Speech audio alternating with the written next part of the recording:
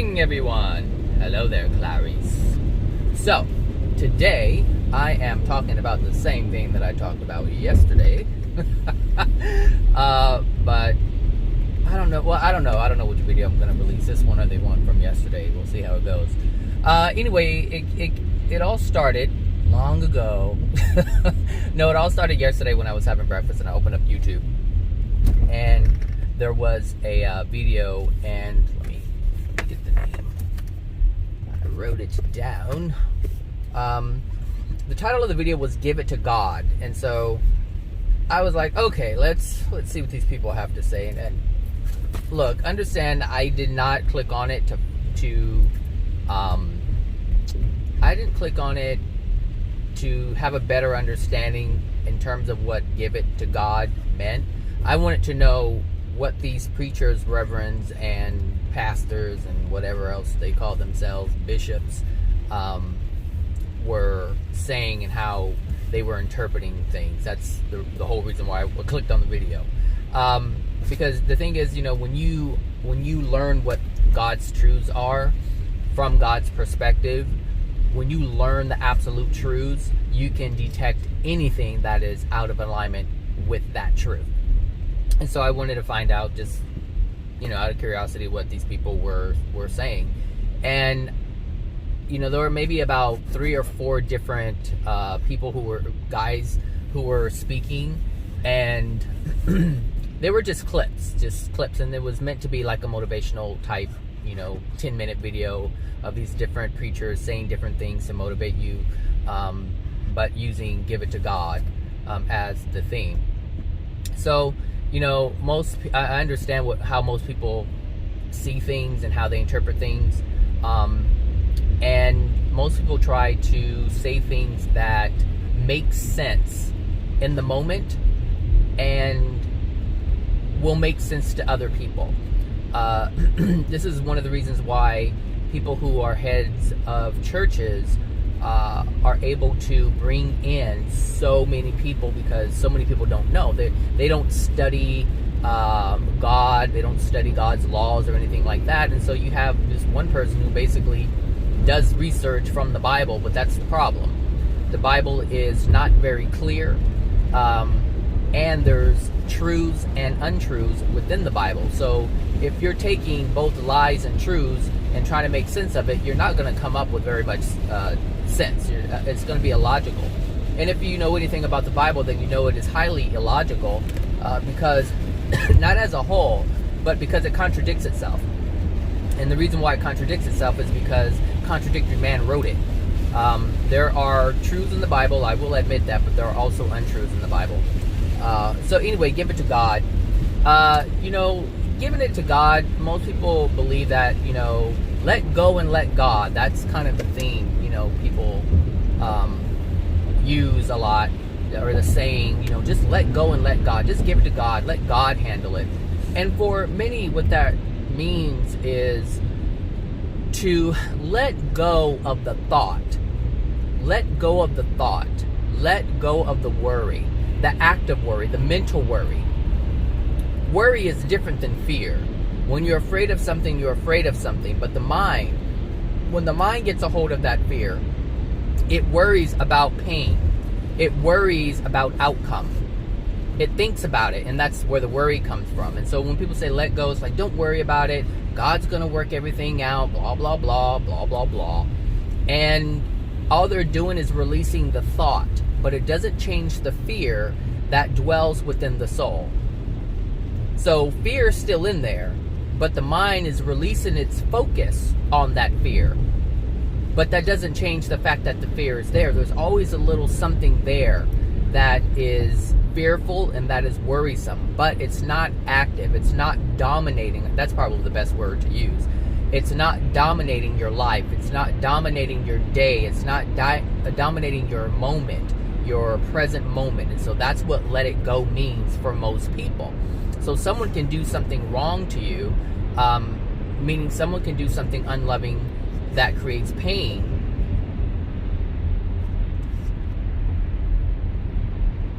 But hold on, there's a lot of traffic and it's raining, so someone can do something to you and it create a great deal of turmoil within your being, within your soul, and you have been on this thing, worrying about it, angry, resentful, having all kinds of thoughts that are unloving. Now, if you release yourself from that, and that means let it go, most people will let that part go.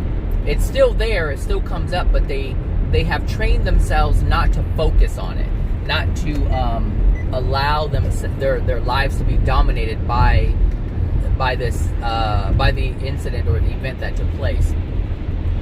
But the problem with that is when people do that, they also have this secondary thing, which is let God handle it. Now, for most people, let God handle it means God's going to take care of them. They're going to get their karma. I don't have to be angry with them, and I don't have to wish them evil or ill will, but God's going to take care of it. And for the most part, this is how people function. They're like, okay, God's going to punish them and the reason why is because they believe God is a punishing God. However, God isn't a punishing God. So this idea is false to begin with, but it's one that people hold on to in order to allow themselves to let go mentally. Otherwise, they because look, this is the thing about this.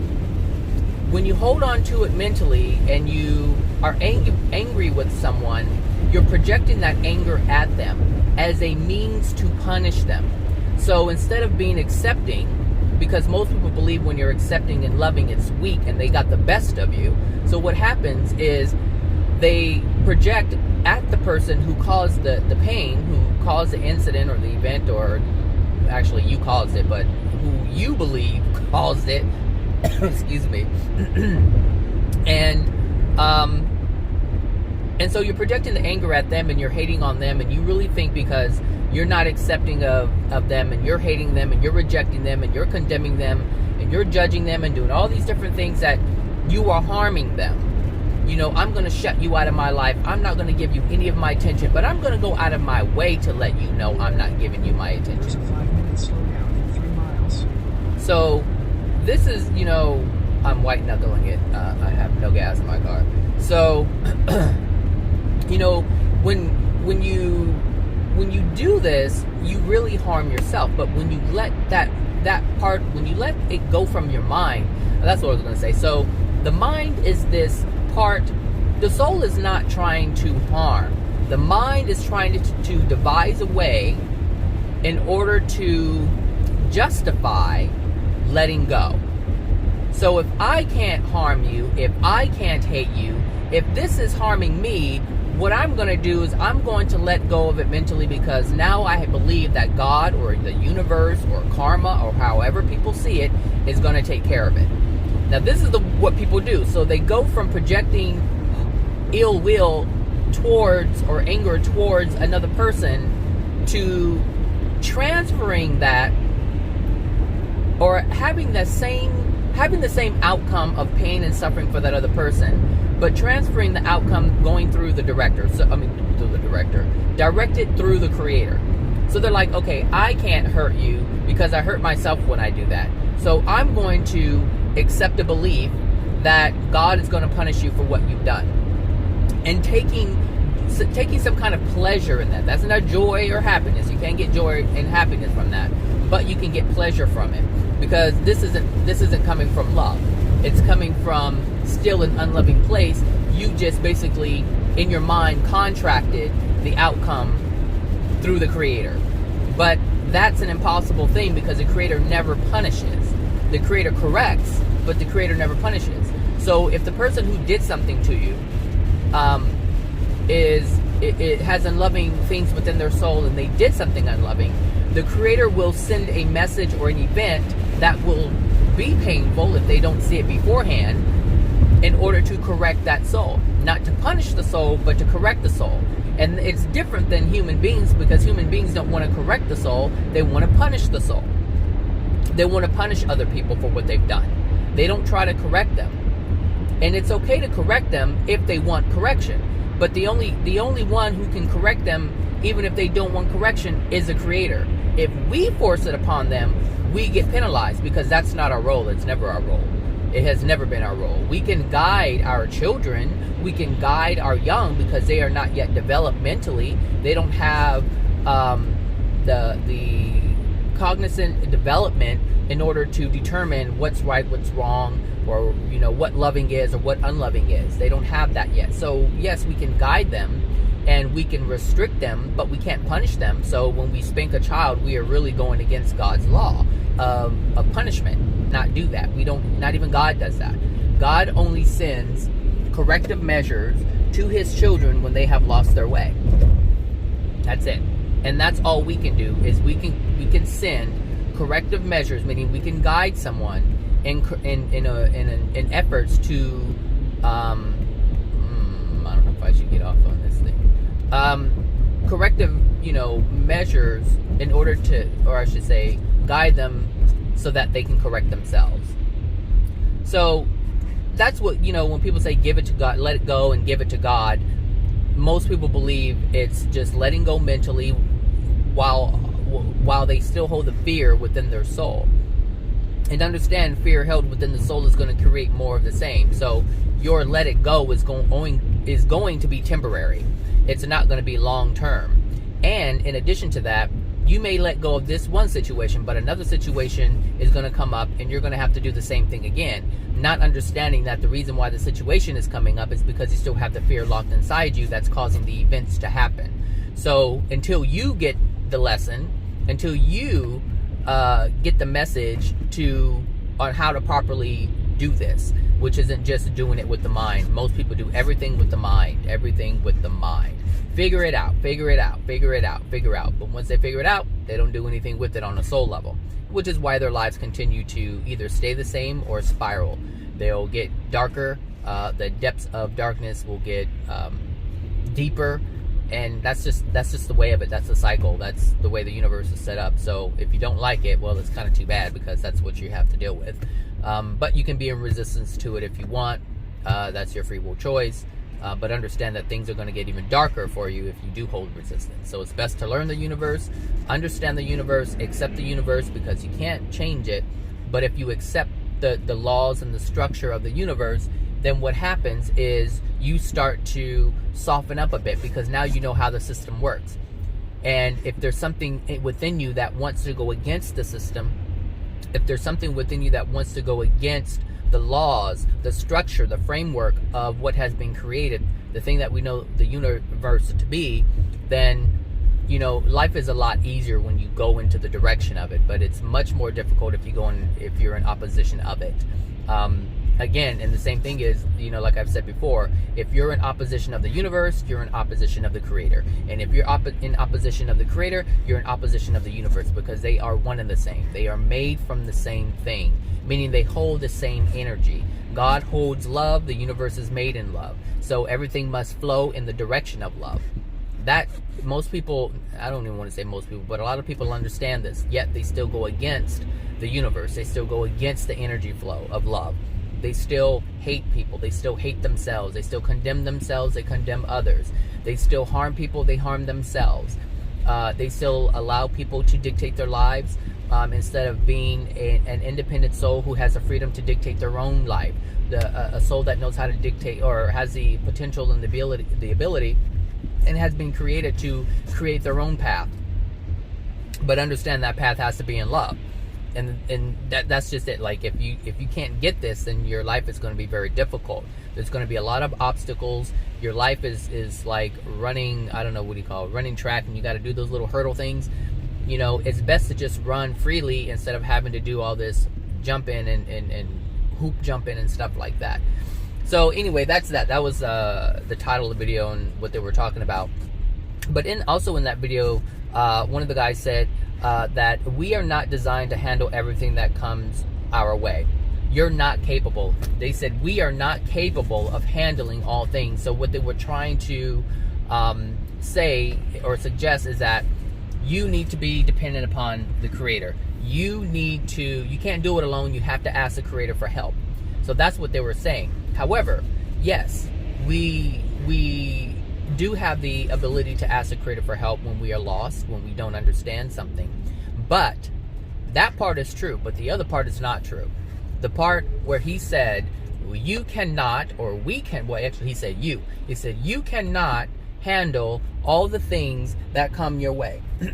He said, you can't handle everything that comes your way. And here's the thing. Yes, we can. And the reason why we can is because we created it. Understand, if we create it, we can undo it. And see, this is from the perspective of these church heads. They believe that everything that happens to us is from outside. It's not us. It's Satan. It's Satan's demons. It's something. It's a force that's outside of you. Therefore, it's outside of your control. It's outside of your ability. But if you truly know the truth, then you know there is no Satan. There is only our man's continued degraded decision making based on the degraded soul, which is based on the decision making, the intent. So we do have the power, we do have the ability, and yes, we can handle everything that comes to us. We just have to understand how we created it. Because once, it's like you create something, but you weren't paying attention to how you're doing it, and now you don't know how to get it undone. It's kind of like making a knot. You may just, pay attention to other things, doing something, but you don't know how you got the jumble of mess. You don't know how you got the wire into a big jumble. Same thing with the water hose. You're flipping and tossing the water hose, trying to, you did something. You were walking around doing this with the plants and whatnot, and the hose got tangled, and now you're throwing the hose and flopping the hose, and now it's a big mess, and you don't know how you got it like that. But the thing is, you did it.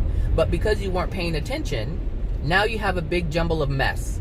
But the thing is, if you were paying attention to how it was created, then you would know exactly how to undo it. And that would be you handling what came your way. What you thought was an obstacle wasn't an obstacle. It was your own doing. It wasn't something that was from, and that's with everything, people. Everything in our life is something that we have created. But because we don't know how we did that, we get confused and we feel someone did it to us. Same, if someone slaps you in the face, understand that you called that to yourself, but because you don't know the contents of your soul and you don't know how the universe works, you don't know how you called that to you. You may end up, some people say, I don't know why I keep meeting these same type of girls or same type of guys. The girls just want me for my money. And the girls are like, the guys just want me for sex. And you don't know why this keeps happening, but it's a mess that keeps happening. And you're like, I just don't know what's going on. Meanwhile, you're creating the whole thing. But because you don't know that, you don't know how to undo it. You don't know how to fix it. So I've learned the types of people that I met. I used to meet a different types of people, and now I meet a completely different type of people. But I understand why I was meeting those people. I took an interest. I was like, why do I keep meeting these types of people? And I was like, I tried to figure it out. I was like, why? There has to be something there. And so, I found out that, my mother had experienced something long ago when she was a little girl. And so now I understand why something keeps happening. So I know how to undo it if I truly understand why it's there. So if I understand why it's there, I have to feel about why it's there. It's not about just knowing how I got there. It's about wanting to understand how to undo it, how to release it. And that's the thing. I've learned over the years, in order to release or experiences or events from your life, you have to release the pain that is associated with it, that keeps bringing up these events, which keep coming to you in order to show you the emotion that's locked within you so that you can get rid of it. So when someone says, you can't handle all things, of course you can handle all things. And let me say this in addition to that. We are made in the image of the Creator. And this is something that these church heads will tout all the time. We are made in the image of. We are made in the image of. But when they talk about man, when they talk about themselves, they're these weak things who can't do anything, who have no power, who have no ability. Look, it's okay to say that the Creator is the most high and the most powerful, but we don't have to be the most weak and insignificant people on the planet or creations. That doesn't have to be. We can be perfect beings, even though we're not perfect beings now. Where's the opportunity? Where's the potential? And the reason why they do this, and I don't even know if they know it or not, I'm not sure if they're aware of it, but as long as you're small and insignificant and have no power, they do. And as long as you can't figure something out, you have to go to them. And as long as you have to go to them, you have to pay some money. Look, it's a system, people. And that's fine if you're a part of it.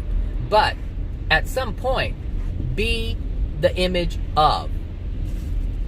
Be the image of. Exist as the image of. Of what? The Most High. Strive for that. Even though we will never be just like the Creator, strive for it, because there's many different states of experiences and being that are greater in love and experience. But the only way you're going to get there is if you strive to be in the image of. Learn how to be in the image of. When you learn something about yourself that is unloving, be the opposite of that. Be the opposite of that. When you find out that you're a manipulator, try to curb that. Understand that it's not good to use people. So when you find out you're using people, stop it. Try to understand why you're using people. Why are you using people to get X, Y, and Z? Well, I can't get it on my own. They're not going to give it to me if I'm truthful. Okay, so then now ask yourself, why are you not able to generate what you want if you're truthful? What is blocking you from doing that? What fears do you have of not having whatever you're trying to manipulate someone to give you? These are the things. This is how you become more in the image of. This is how you move to a different level. Because understand, when you hold the truth that you are doing something unloving, you have more love within you, and that love puts you in a different space. That space is going to allow you to investigate. Now that you have the truth of how you really are, now you're going to have the love within you to sustain you, and to sustain you so that, ooh, I hope I don't run out of gas in this rain. This is going to be ridiculous. Because I had 30-something miles, now it's like blank. Just get me there, Jesus. Get me there. Take the wheel, Jesus. And the gas tank and the engine.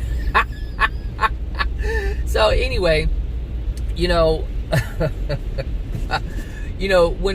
when we're striving to be better and we accept a way or something about ourselves that is unloving, when we recognize that, we now hold a truth of where we are. And that gives, like I said, that gives you more love. And that in turn gives you the ability to figure it out. It gives you the strength. It opens you up to see something else. It opens you up for the next step. Understand, everything is like based on steps. If you reach this step, you have a different perspective. You have a better view. And now you have more of an ability or more of an opportunity to see something that you weren't able to see before. This is what has allowed me to progress. I can't speed people up this hill because I don't have any gas. I'm sorry. I'm holding you people up. And I'm not that person, but I have to be today. Sorry about that. Anyway, so when we realize something and we move up, it's like you do take a step. And when you take a step, there's a better view. But that's technically opening up your soul to seeing more of what you need to see, so that you can better yourself even further. So once you find one truth and now you have more love in your soul, now it enables you to seek or find another truth. And now you have the opportunity to have more love. And when you do accept another truth, you have more love. And this is what progression is. But once you find a truth and you reject the truth, you don't have more love. So if you find that you're giving away your will, you're giving it to somebody else, and you really can't give it to somebody else, you're just making a choice to follow other people. But once you do this, once you realize you're doing this, and you don't do anything to better yourself or to see what the next step is, you can't have the next step. You can't have it. You may know it, but you can't have the next step, because you're rejecting it. So when you hold the truth, when you accept the truth for the first time, you now have a newfound perspective. And this perspective is going to allow you to see more. But if you refuse to see more, Because understand, in order to see more, you have to change. Because you have to accept the truth and the love that you've discovered. But if you reject that truth and love, then you're going to remain the same. So, and this is the thing, this is what happened to, excuse me. Maybe it was honking at me. I think it was honking at me. That's fine. I know. I'm sorry. Whatever. So, actually, I'm not sorry, but you know what I mean. So, never be sorry for something you had to do for yourself. If someone can't understand or be open to that, then that's their problem. That's their discord within them. So, you can see this person honked his horn at me and sped by in the rain because he's angry. Well, his anger disallows him from seeing or being open to compassion and understanding. Since he doesn't have understanding, because understand that anger is the opposite of understanding. When you understand, it allows you to have compassion. But when you don't, you get anger. And I think I'm making it to the gas station. I'm just going to get over. I'm not going to try to speed past these people. I don't have gas for that. Anyway, so, you know, so this is what happened to Adam and Eve. So Adam and Eve, or Amon and Aman, when they were here in the beginning, they decided to make a choice. They realized what their mistake was, but they refused to accept that they made a mistake. Now, one of the reasons why they did that is because they wanted to be like God. So they didn't want to accept divine love from the Creator because they wanted to be gods themselves. Now, understand, they were created in the 6th dimension, or what we know as the 6th dimension. So they had a great amount of power within. They had their soul was in perfect condition, meaning perfect condition for man. They did not have God's love, so they didn't have God's wisdom. They had a wisdom that has been given to man automatically. But over time that has gone away and degraded, which is why we are where we are. Now, going back to them, when they realized they made a mistake by rejecting the gift of divine love from the Creator, they knew immediately what they did, what they have done. However, they didn't accept the truth of their mistake. They didn't accept what they did, and they continue to reject it. They continue to ignore it, and this is the result. The result was the degradation. And because of their shame, because of their guilt, they were unwilling to accept the truth of their mistake and ask for forgiveness.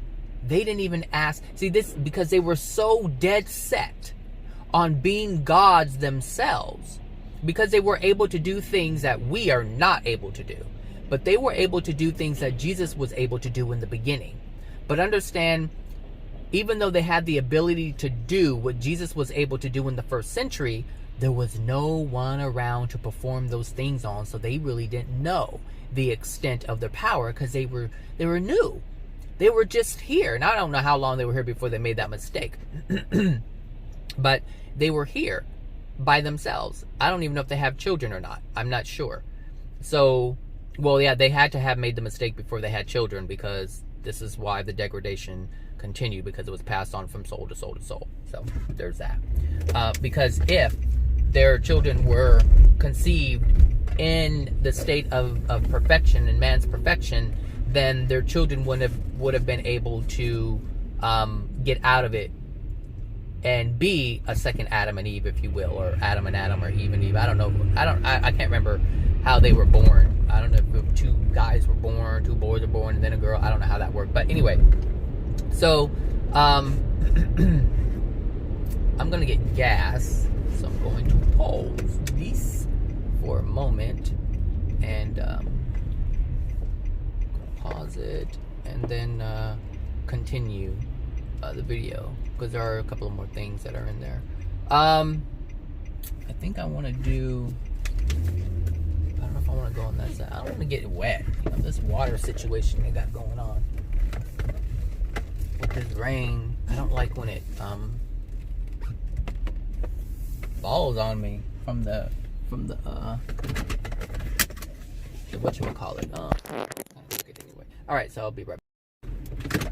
All right, I am full. Got some gasolina. Gasolina, as Cardi B says. Gasolina. Okay, so motorsport. Now I got the song in my head. Okay, so as I was saying, Adam and Eve.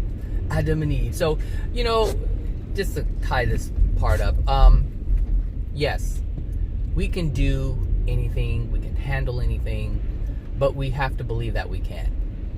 It has to be a belief. That's the only way. And the thing is, once you believe, once you understand and accept the truth of your creation, what made in the image of really truly means, then you can believe it. But when you don't believe that and you just say it, as most Christians do, we are the pinnacle of God's creation. We are the image, we are made in the image of. Through Christ, through God, we can do all things. And all this is true. But the reason why they can't do it is because they don't believe it. They're just being a narrator.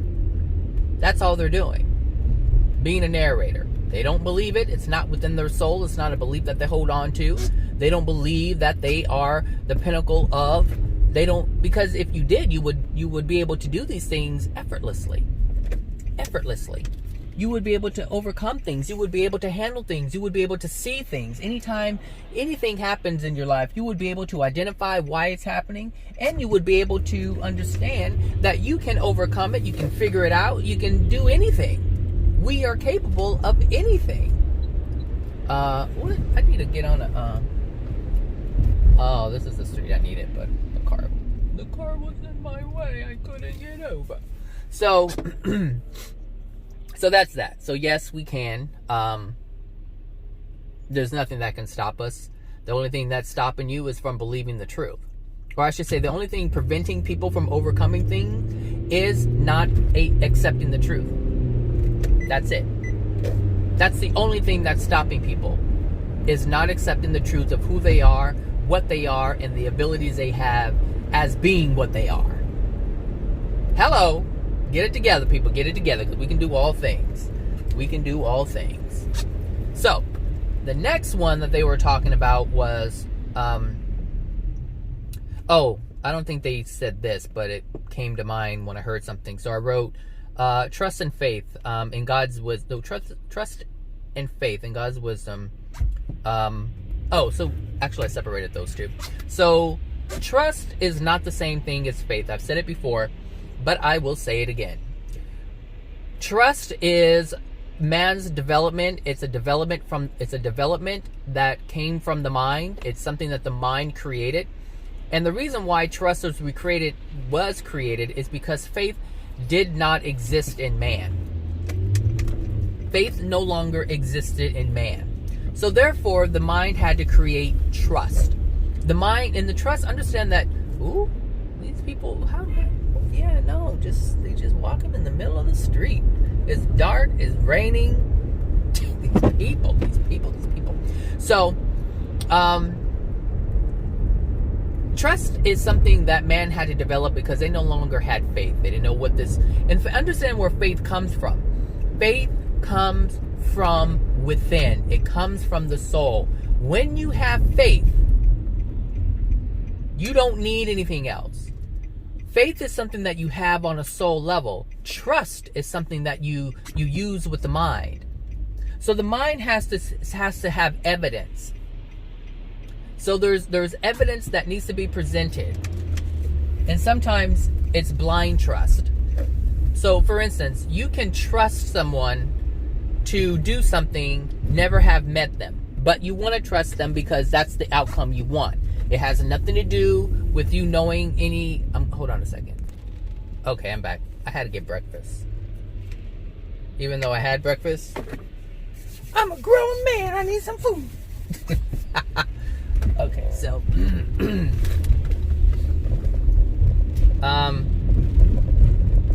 me get up. Power trucks. So, trust is something that is created by the mind because faith no longer exists. So with trust, people generally have to prove themselves, especially now. because we can't detect the truth of someone's soul. We as human beings are now in a place where people have to prove that they can trust someone. And the reason why this is because they don't want to feel pain. So I need to know, you have to demonstrate to me. So my mind has to process everything you're doing and finally come to a conclusion that you're not going to hurt me, that you're not going to take advantage of me.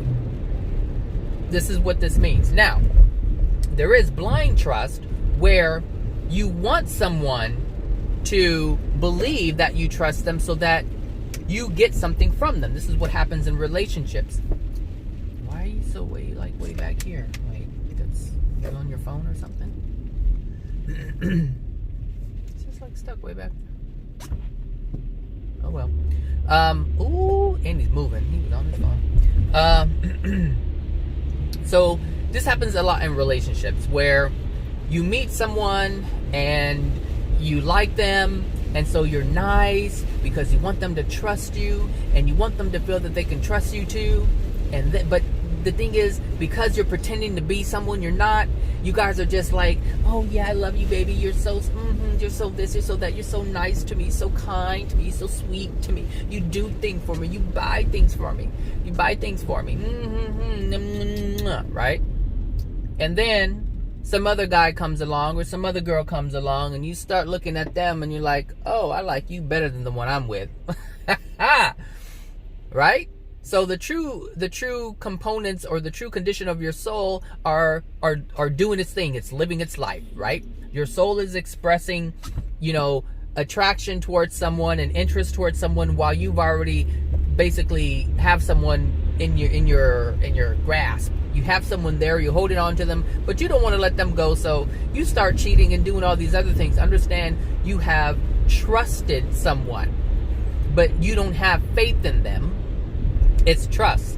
When you have faith, that's coming from a soul place. And when you know that someone has degradation, then you already know you cannot ever, ever, ever have faith in that person, because that person will betray you at some point, depending on what the circumstance is. We will always be betrayed by someone, which is why we cannot have faith in man at this point. Now, it's okay to have faith in the Creator, because the Creator will never do anything to harm you. Now, it may seem like the Creator is placing you in situations where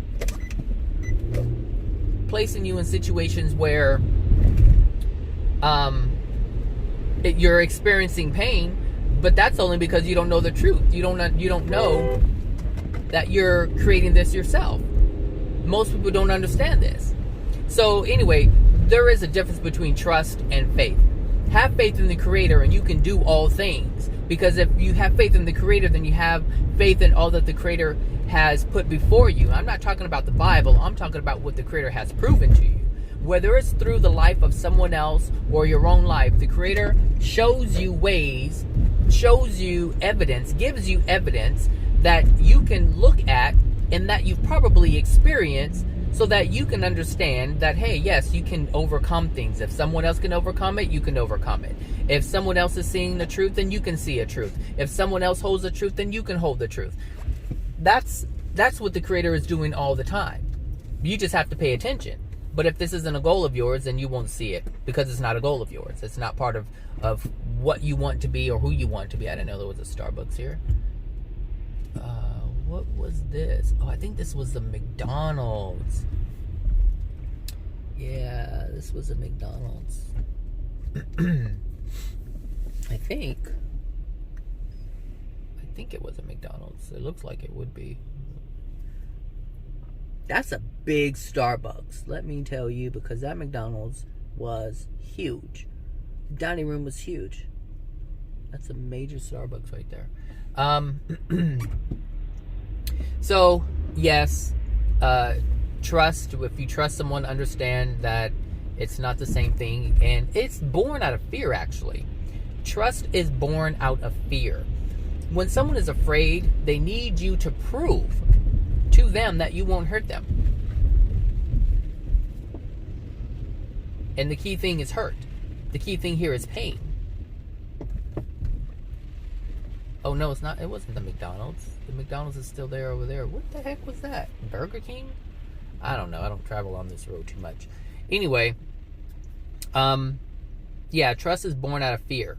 So when you fear something, someone has to prove to you. So this is, even in relationships, going back to relationships, people want you to prove to them that you're not going to hurt them. I need to know you're not going to screw me over. Prove to me, earn my trust is what they say. They say trust is not given, it's earned. It doesn't matter whether you give it blindly or you make someone jump through hoops in order to get your trust. It's still based and born out of fear. The only one you can have faith in at this point is the Creator. The Creator is the only one because the Creator knows all. The Creator is the only one that can grant you things. Nobody can grant you something without conditions unless it's a celestial being, but that's only because they are at one with the Creator. So the energy is in alignment with the Creator. So yes, I would say yes, you can have faith in a celestial being, but also understand that there's a limitation to the celestial being. Because just because a celestial being is at one with God does not mean that they know all that God knows. And it doesn't mean this is why our spirit guides change. Because even if it's a celestial being, say, you have an 8th dimensional celestial being and you want to go further than the 8th dimensional celestial being. So you'll be assigned another celestial being. So understand that you can have faith in a celestial being, but that faith is limited because the celestial being is limited. You can only have 100% faith in the Creator, but understand, here's the thing. If you have 100% faith in the Creator, then you will understand that the Creator will always bring to you or present to you the person that you need in order to move forward. So your faith in the Creator will still yield celestial beings, but it will yield the celestial beings that are most appropriate for you in the to suit where you are in the moment, your current state. As you change, your guides change, but understand this is all happening from the Creator. This is why it's just important to just have faith in the Creator and just accept the benefits and appreciate the people that are coming forth to help you, whether they're people on earth or people in the celestial realms. It doesn't matter. Be grateful and understand that it's always coming from the Creator. This is why I say have faith in the Creator, don't have faith in man. If you want to trust man, it's only because you don't have the faith in Creator. But if you have the faith in Creator, you don't have to trust man, because if you have faith in the Creator, then you understand that the Creator will always present someone who is going to be to your benefit at all times. At all times. So this is why it's just good to just have faith in the Creator and just accept the benefits from that. You have faith in, you put trust in man or put your faith in man, it's misplaced trust and misplaced truth. Misplaced faith and misplaced trust. So instead of doing all these, going around the source of where all your blessings come from, just go to the source. Just go to the source. That's it. Go to the source. All right, so that's that. So, what was the next one that was on that thing? So the other thing is God's wisdom.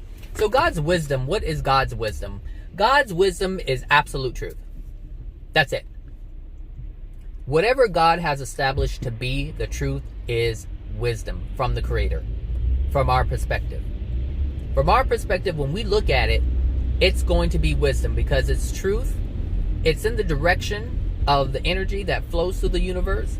It yields the best outcomes, not good outcomes, the best outcomes possible.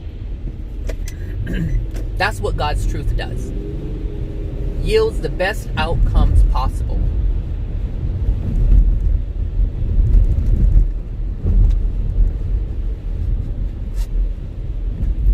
So why not have God's wisdom? Why not? Why not just accept the truth? It's the only time people don't want to accept the truth is because they've already established a way of life. And this way of life is completely opposite to what truth is. But they have figured out a way to manipulate others and to deny themselves, to deny their pain, in order to get a pleasurable experience. They won't ever be happy. They won't ever be joyful. They will just have a pleasurable experience.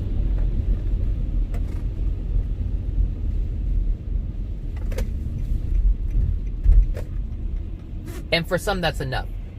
But the thing is, you have to keep moving. You have to keep moving. You have to keep moving. You have to keep moving. You have to keep doing this and you have to keep doing that.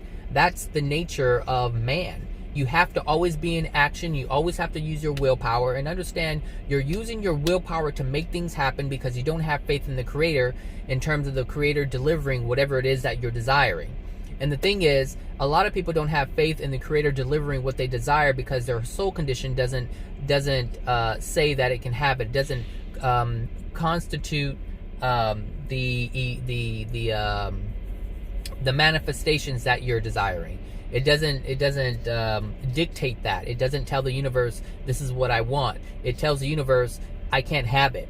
And this is why people don't have faith in the Creator, because people will say, I prayed, I've asked. I prayed, I've asked. Meanwhile, it's the demon who's praying and asking.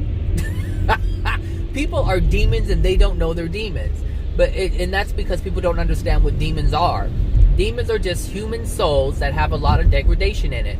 So you can see Aunt Mary and Aunt Beth and Uncle Joe and John, it doesn't matter, are complete strangers who are not the nicest of people. They can be evil people who go to church and talk behind your back and start things up, and they want to use God as a weapon. These people are what you call demons. But they pray, oh God, please give me this. Oh God, help me with this. Oh Lord Jesus, my Lord and Savior, please help me. But yet you treat your children like crap, or you treat your siblings like crap, or you treat your parents like crap. It's just a demon praying. Most people don't know that they're demons. They don't know that they're so degraded. They don't know this is why they steal from their family members. They don't know why they make them feel guilty. They don't know why they shame them. Like, they don't know. They just know this is life. Like I said, people they have figured out a way to make themselves feel better, because making someone feel less than gives certain people this feeling of feeling better, of being better. They don't see the pain that they're causing. They can't, because they can't see past their own pain. Understand, where we are allows us to see what we're doing to other people. And when you're so dark, you can't see what you're doing to other people. You can only see life through your lens. And if your lens is darkness, then you're not, it's almost like, okay, if something unloving was purple, all right, just say things that are unloving are the color purple, and that's the lens you're looking at, you will not be able to see the color purple through your lens. You can't do it. If you have on purple glasses and you look at something that's purple, you won't be able to see the true color of it. It won't stand out. It blends in because it's who you are. You're seeing it through your lens. And this is why I say most people don't know that they're doing things wrong. There are things that I'm doing that's unloving that I don't yet see if my soul condition doesn't allow me to see it. So this is why it's important to be mindful and be aware of all things. Remove the lens. See yourself from a different perspective. See yourself from an outside perspective. This is what happens. This is what awareness is. Awareness is when you can disconnect from yourself in a way to see what you're doing and say, oh wow, I'm doing that. I do this all the time. All the time. When someone does something and I see it as being unloving, I can remember the times that I've done it. And I'm like, or I do it. And it's like I had to see it through someone else. Like God had to give me the mirror again. If you have faith that this is what God is doing, then you'll be able to see the message. So when someone does something that's unloving, and I see it, and I think it's unloving, and then I'm like, well, hey, I do that sometimes too. Now I understand that I'm also being unloving. But I'm seeing it from an outside perspective. This is what awareness is. This is what consciousness is. It's not just living from that place of pain. It's not living from the place of being blind. It's removing yourself from the damaged self, looking at it and understand that it's damaged. Then you have to come back into yourself, and deal with whatever is present that's causing you to be this way. That's it. So anyway, that was that. And then there was I don't know why I wrote this. When one is present. I don't know why I wrote that.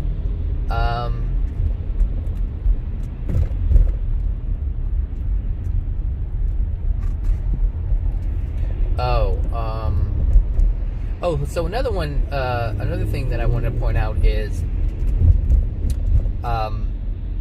faith and worry. So worry is a negative expression and faith is a positive expression. So here's the thing. When worry is present, faith is not. When faith is present, worry is not. Because once you have faith, and this is why you can't. Here's the thing, it is really difficult. I don't want to say it's impossible because I haven't thought too much into that. But when you have, I should say, it's difficult to have faith in something you do not understand. This is what people call blind faith. You're just putting your all into something without understanding it. And the thing is, with the Creator, I feel you have to understand the Creator so that you know so you know what you're putting faith in. Yes, the Creator is the most high. Yes, the Creator is the most powerful. Yes, the Creator is the most loving. But do you understand how the Creator is all of those things? It's one thing to say, somebody's a loving person, but why? Why is that the case? Why is this person a loving person? You have to understand why. Someone will say, this guy is a really nice guy, he's a real loving guy, blah, blah, blah, blah, blah. But why? Why? Because if you don't understand why, you can easily be shaken. You have to have the understanding. Like I said before, understanding is key. It is the basis for everything. If you only know something, but you do not understand it, you will become lost at some point. Because the understanding is the foundation. Knowing, you can know all kinds of things, but do you understand the truth of it? Do you understand the weight of it? Do you understand the magnitude of it? This is why it's so important to understand what you put your faith in. God is no different. God wants you to learn about God. God wants you to, and it's not God wants you to, you have to. God desires this. But again, you have your free will to not. And the thing is, most people haven't. And they won't because they don't understand. You have to understand. Learning that there is a God is one thing. Understanding what God is a completely different thing. It's a completely different experience. It brings you, when you have understanding, it brings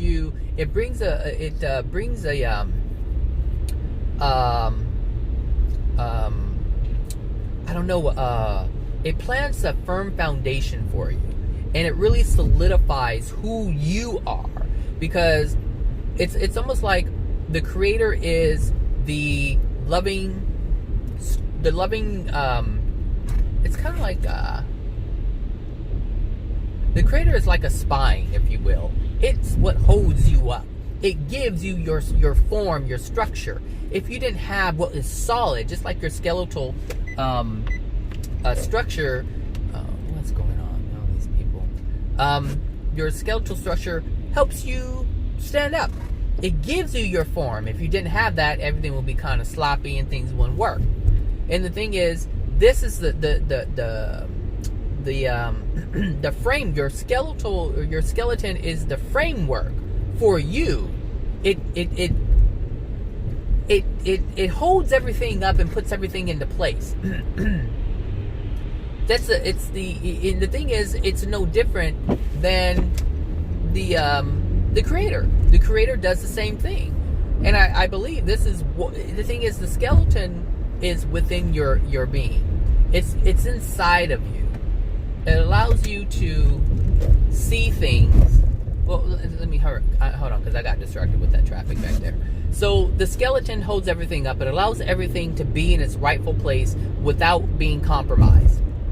If we didn't have the rib cage, the heart wouldn't be able to beat, things wouldn't be able to flow properly, and this is what you need in order for everything else to function. So the skeleton is like God's laws. It's the part of God that holds everything together. It is a framework, it is a structure. The skeleton is the structure, and then everything else is around it. And the thing is, understand this, after the flesh has perished, after the body dies, good grief, after all this happens, what's left? What's left? Proof again, people, that after all is said and done, with your life experience here, the last thing that's present is the structure. The structure is always in place. That's the one thing that lasts and lasts and lasts. Skeleton or skeletal remains remain. The flesh, all that is gone. But the framework is always present. And the framework is always present in the spirit world. It's the thing that's lasting. It's the framework. It's what allows everything to be, because understand that everything else is built around the skeleton. Everything else is built around the structure. When you build a house, what has to go first? The structure, not the sink, not the tile. The structure must be put in place before anything else can. And that's what is needed in our lives. So when we look at what the Creator is structure. The Creator is the very thing that sustains us. It's the very thing that holds us up. It's the very thing that keeps us in place while we figure everything else out. It's the structure, people. God is a structure for everything. And so if you understand that, then you have it figured out. You have a better understanding than most. Okay, so the last thing that I have on here, when asking God for help with a painful and worrisome situation. Okay, so people are asking, God, please, please, like James Brown, please help me get out of this situation. Please help me. And people get frustrated because they ask for help, and from their perspective, they don't get it. Some people get it, some people don't. But understand the only reason why someone would get help is because your soul is open to it. And it's not about God coming in and fixing things. It's about the person learning how they got there. God is able to take all pain away. But God will never take pain away if it means that God would sustain a weakened soul. God only does things to improve the human soul. And if pain is the only thing right now, oh God, child, please. If he ran on the sidewalk and when he got to the street, he's like, oh gosh, that's funny. Anyway, so if pain is the only thing that this person is able to see right now, because they're not listening to people around them, they're not listening to wisdom, they're not listening to any of this stuff. Since they're not listening to that, the only thing the Creator has to work with in that moment is pain. So God isn't going to take your suffering away that you created, because you need to see that you created it. At some point, the thing is, at some point, you're going to have to ask. Because you're too blind to see it, because you're too prideful to see it, you're going to have to experience so much pain till you drop to your knees and you're in so much darkness that you have no other choice but to turn to the Creator and ask for help directly. Because you're not willing to do it on your own, and because you're unwilling to do it on your own, God will help you. But understand, you're going to have to still do some work. Because God can help you see something. God can take you from this darkness momentarily, so that you can have a clear perspective, or be in a place where you're not suffering so much, so that you can see the truth of something. So if you feel that nobody loves you and nobody cares, and you're all alone, and you're at your breaking point, and you're just overwhelmed by life, God will present someone to you where you're not alone, where you're able to listen. Because understand, when you let go of the resistance, that's when you're most vulnerable. And when you're most vulnerable, that's when you're most open. And when you're the most open, that's when you're the most receptive. And that's where you learn. That's where you improve yourself. That's where the soul transformation happens. That's where it clicks in your mind. So yeah, sometimes people have to, ask for something and not get it. Ask for something and not get it because they don't understand that they are the ones who are creating it. They may still believe that it's someone else's fault. I'm digging my own hole, but I want to get out of the hole. I'm digging my own hole, but I want to get out of the hole. Understand there's a difference between the soul and the mind. The soul creates the degradation. I mean, the soul has the degradation and creates the negative, painful experiences. And they're not negative experiences, they're painful experiences. They're actually positive experiences. But you don't know that yet. Most people who suffer or are in pain don't know that the pain is actually the gift.